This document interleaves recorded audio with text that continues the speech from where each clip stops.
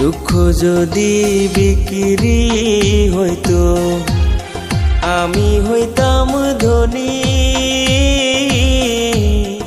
আমার কাছে আছে সই গো দুঃখ নামের খনি, সই গো দুঃখ নামের খনি।